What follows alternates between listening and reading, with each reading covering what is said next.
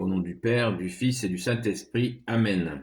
La paix de Jésus soit dans votre maison. J'espère que vous allez bien, que vous êtes dans la paix et la joie de Jésus. Alléluia. Eh bien, nous poursuivons cette lecture de Saint Marc en chapitre 1. Nous passons, les miracles vont crescendo. Alléluia, merci Jésus. Donc, toujours Saint Marc chapitre 1, versets 40 à 45, guérison d'un lépreux. Un lépreux s'approche de lui avec des supplications et des génuflexions. Il lui dit « Si tu veux, tu peux me purifier. » Jésus est pris de compassion. Il étend la main et le touche en lui disant « Je le veux, sois purifié. » Aussitôt, la lèpre le quitte, il est pur.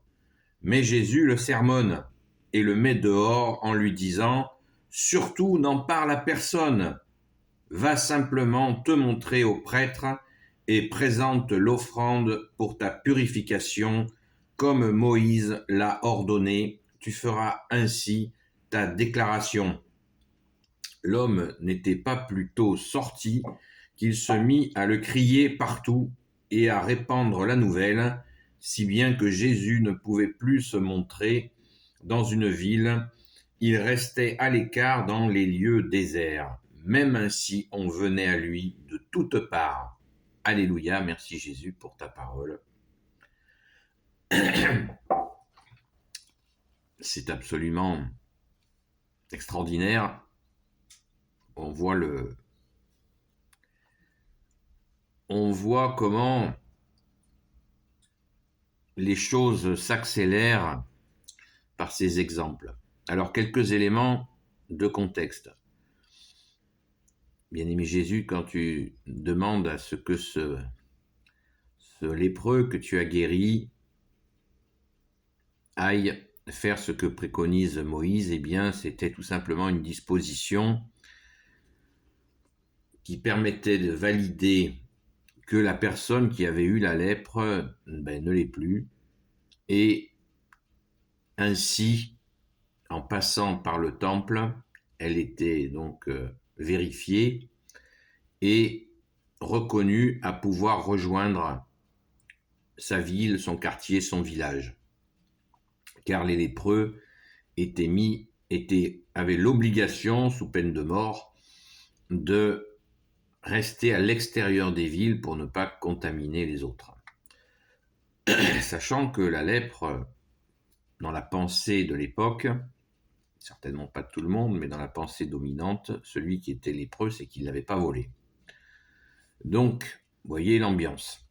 Et c'est pour ça que Jésus, notre soleil d'amour, soleil de justice, soleil de miséricorde, lui dit d'aller faire la démarche. Encore, on retrouve, comme je vous le disais encore hier et avant-hier et encore avant-hier, et je vous le dirai demain, à la grâce de Jésus, eh bien, Jésus est doux et humble de cœur, comme tu nous le dis, bien-aimé Jésus, de toi-même. Il l'encourage à passer par la procédure qui existait à ce sujet. Maintenant, il y a une interrogation dans cette parabole, je ne sais pas si elle vous a sauté aux yeux, ou à l'esprit, ou au cœur, ou à tout.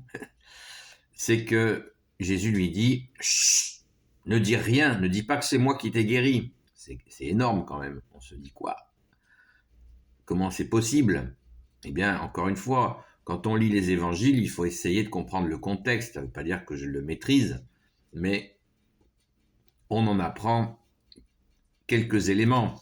Et j'en remercie vivement d'ailleurs les prêtres, les amis prêtres qui m'ont appris ces éléments de contexte par cette passion qu'ils ont de la recherche de la vérité qu'est ta parole, Jésus, et bien sûr dans un contexte pour mieux la comprendre. Pourquoi, bien-aimé Jésus, tu nous dis ça? Tu dis à ce lépreux que tu as guéri, pourtant ça y est, il est guéri, c'est fini, il est purifié, il n'est plus contagieux, il est libre. Il peut revoir sa famille, vous imaginez. C'est ça aussi, prendre en compte le contexte, c'est s'imaginer un peu, se mettre à la place de la personne. Il va pouvoir revoir sa famille, qui sait, ses enfants, son village, etc., etc., ses proches. C'est extraordinaire. Eh bien, Jésus lui dit, tu dis pas que c'est moi qui t'ai guéri.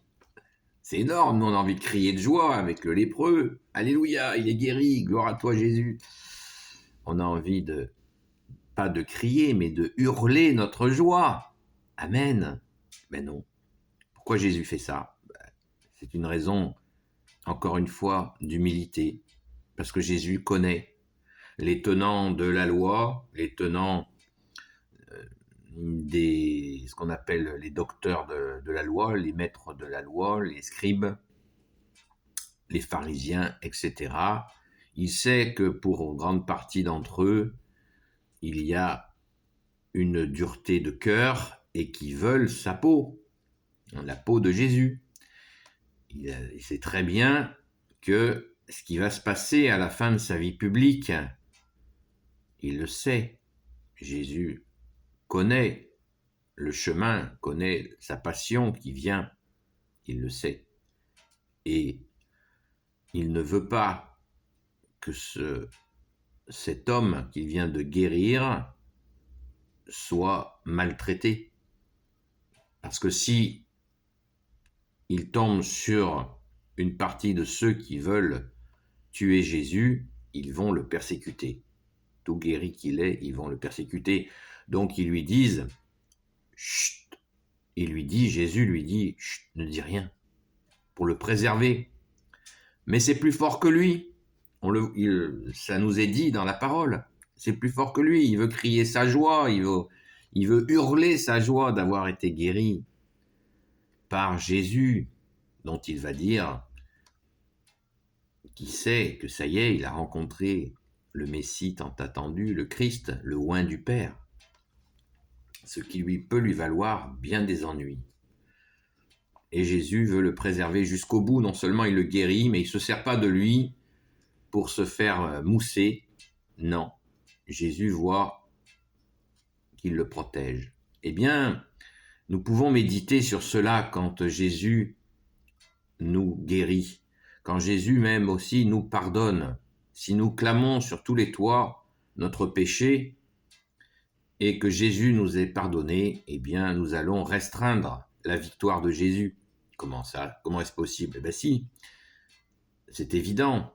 Les gens, si vous parlez de votre péché sur la place publique, les gens, une partie des gens, bien sûr, mais la majorité, hélas, médiront sur votre péché. Ils vous jugeront, alors que Jésus vous a donné son pardon et vous permet de repartir à zéro, car vous avez été pardonné, car nous sommes pardonnés pleinement quand Jésus, tu nous pardonnes. Donc ne crions pas sur tous les toits notre péché, afin de ne pas être abîmé encore de nouveau, et cette fois dans une autre situation. J'ai déjà fait une vidéo sur ce sujet, cela me permet d'y revenir. Pensons-y. Voilà. Alors certains immédiatement me disent qu'ils ne sont pas d'accord. Mais non, Jésus a guéri de ça et de ça, je veux le glorifier. Oui, glorifie Jésus, tu as raison. Oui, je te glorifie, moi aussi je te glorifie Jésus, de ce que tu as fait pour mon frère, pour ma sœur, de ce que tu fais pour moi. Merci Jésus. Mais je n'étale pas mes fautes sur la place publique. Ça, c'est de l'autocritique à la chinoise. Attention, attention, cela va restreindre tout le champ de libération que tu nous apportes, Jésus. On pourrait prendre des exemples de péchés où les personnes disent, voilà, j'ai fait ça, j'étais dans l'erreur, et Jésus m'a lavé de ma faute. Ben oui, mais si autour de toi, des gens se disent, ouais, regarde, celui-là, il a fait ça, ils vont pas dire que Jésus t'a pardonné, non. Ils vont dire simplement que voilà ce que tu as fait, et ça va te ramener, ça peut nous ramener bien des problèmes. Alors que Jésus veut nous libérer, nous rétablir. C'est d'ailleurs ce qui est assez insupportable en ce qui concerne notre sainte patronne, quand nous entendons tant de bêtises sur Sainte Marie-Madeleine. Elle a fait ci, elle a fait ça, elle a fait ça. C'est absolument insupportable. Elle a été sauvée par Jésus et elle l'a suivi. Voilà ce que je retiens de ma sainte patronne, notre sainte patronne, nous les amis de Sainte Marie-Madeleine. Et c'est le cas pour toutes celles et ceux que Jésus a sauvés. Et les saints et les saintes sont très nombreux. Qu'est-ce que c'est que ce truc d'aller gratter, de savoir ce que la personne a fait, pas fait? L'important, c'est ce qu'elle a fait, qu'elle ait rencontré Jésus, qu'elle ait eu le pardon et tout ce qu'elle a fait une fois sauvée par toi, Jésus. Alléluia. Là est la glorification, pas dans le passé, pas dans l'erreur, pas dans l'explication des erreurs ou même des fois les justifications des erreurs. Non, nous avons reçu le pardon en Jésus le Christ Jésus, comme dit le grand Saint Paul. Alléluia. Donc regardons devant nous et pas derrière nous, devant nous bien sûr avec Jésus, car c'est Jésus qui nous précède, qui nous conduit. Merci Jésus, qui nous mène sur des chemins tranquilles. Sur des prés d'herbes fraîches, tu me fais reposer. Jésus, tu es l'unique berger. Alléluia. Béni soit le Père, le Fils et le Saint-Esprit. Amen. Ô Jésus, toi qui peux tout et qui portes tout, toi le Sauveur, toi l'Emmanuel, je te confie toutes celles et ceux qui regarderont cette vidéo, ainsi que leurs proches, selon ta sainte volonté, ô Jésus. Sainte Marie, Reine des cieux, toi l'Immaculée Conception, toi qui écrases le serpent, toi qui as la lune sous tes pas. Toi notre Mère, Notre-Dame, Saint Joseph, toi le juste et le saint, toi le sage, toi la terreur des démons. La terreur des démons, vous avez entendu? Toi le saint gardien de la Sainte Église catholique apostolique, qui veut dire l'Église des apôtres. Sainte Marie-Madeleine, notre chère sainte patronne.